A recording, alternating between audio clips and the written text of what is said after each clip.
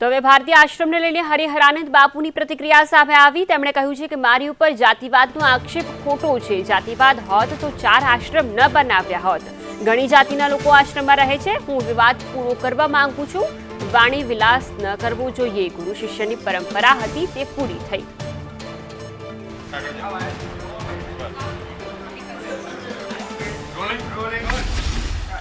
જય ગિરનારી ભારતી દ્વારા આજે મીડિયા સમક્ષ રજૂ થયા અને વિશ્વ ભારતી દ્વારા અને ઋષિ ભારતી દ્વારા અનેક આક્ષેપ તમારા પર પણ તમારા સમર્થકો પર પણ કરવામાં આવ્યા છે।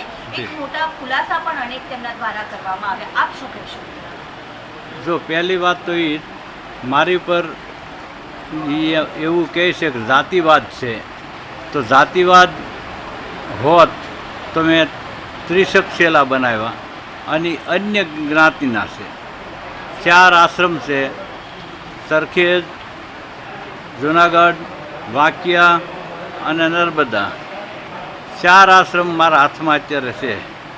તો 4 આશ્રમમાં અલગ અલગ જ્ઞાતિના સંતોને મૂકવામાં આવ્યા છે।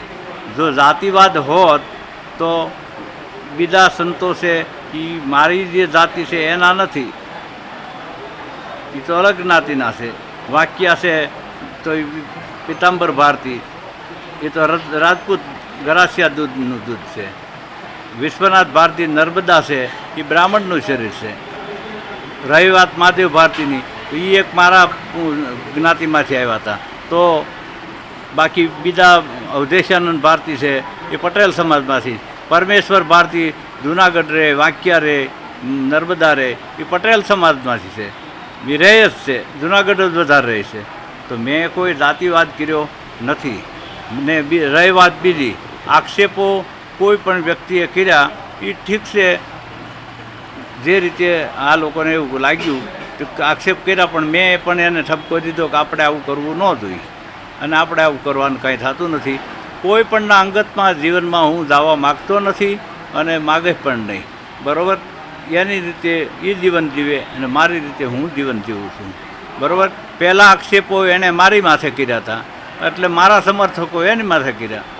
આ એકાબીજાનું ઘર્ષણ, એકાબીજાનો અહમ ટકરાય છે। આવું બધું છોડવાની જરૂર છે, મીડિયામાં આપવાની જરૂર નથી। હવે વિવાદ જે હતો એ પૂર્વ આશ્રમનો સમાપ્ત થઈ ગયો છે। રહી વાત ગુરુ શિષ્યની પરંપરાની હતી, કારણ કે એને મીડિયામાં વાણી વિલાસ કરી અને કીધું કે હું આવાને ગુરુ માનતો નથી। તો હું એ ગુરુ મને ન માનતો તો હું શિષ્ય તરીકે સ્વીકારતો નથી, બરાબર। તો બીજું એને અહીંયા જ્યારથી ભારતી બાપુ બ્રહ્મલીન થયા ત્યારથી ભારતી બાપુ હતા તો કાંઈ કોઈ વિવાદ ન કર્યો। ભારતી બાપુનું શરીર શાંત થયું પછી પહેલી ગુરુ પૂનમ આવી 2 મહિના પછી, તો એને નોખી ઉજવી। નહીં તો ભારતી બાપુની સમાધિ જુનાગઢ છે, તો પહેલી ગુરુ પૂનમ જુનાગઢ ઉજવવી જોઈએ સાથે સાથે। તો અત્યારે હરિહરાનંદ બાપુનું નિવેદન સામે આવ્યું છે। તેમણે કહ્યું છે કે આખો જ વિવાદ હું પૂરો કરવા માંગુ છું। વાણી વિલાસ ન કરવો જોઈએ। મારી ઉપર જાતિવાદનો જે આક્ષેપ કરવામાં આવ્યો તે આક્ષેપ ખોટો છે। જો જાતિવાદ હોત તો જે 4 સ્થળોએ આશ્રમ છે તે મેં બનાવ્યા ન હોત। અને આ સિવાય તેમણે ગુરુ શિષ્યની પરંપરા વિશે પણ કહ્યું।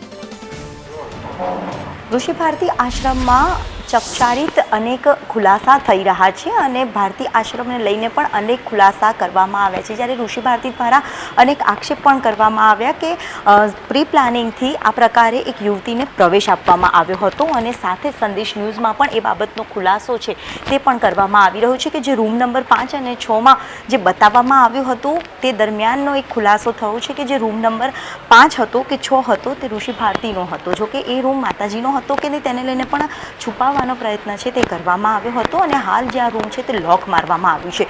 જ્યારે સવાલ એ થઈ રહ્યો છે કે આ જ્યારે રૂમ બનાવવામાં આવ્યો અને અંદર લોક મારવામાં જો આવતું હોય તો પ્રવેશ કેવી રીતે આ યુવતીને આપવામાં આવ્યો હતો અને આ પ્રકારે સોશિયલ મીડિયામાં એક વિડીયો પણ જે વાયરલ કરવામાં આવ્યો હતો અને સનાતન ધર્મને આ બાબત શોભે નહીં તે પ્રકારે એક વિડીયો બનાવીને અનેક શબ્દ પ્રહાર છે તે કરવામાં આવ્યા હતા। જો કે આક્ષેપ પ્રતિ આક્ષેપ પણ થઈ રહ્યા છે, ત્યારે પણ મીડિયા સમક્ષ અનેક ખુલાસા જે કરવામાં આવ્યા તે જૂઠાણું ફેલાવવાનો પ્રયત્ન કરવામાં આવ્યો હતો કે પછી આ આક્ષેપને પ્રી પ્લાનિંગથી કરવામાં આવ્યો હતો, તેને લઈને પણ અનેક સવાલો ભારતી આશ્રમને લઈને ઉઠી રહ્યા છે। કેમેરામેન મનીષ વાણિયા સાથે દિવ્યા ચૌહાણ, સંદેશ ન્યૂઝ, અમદાવાદ.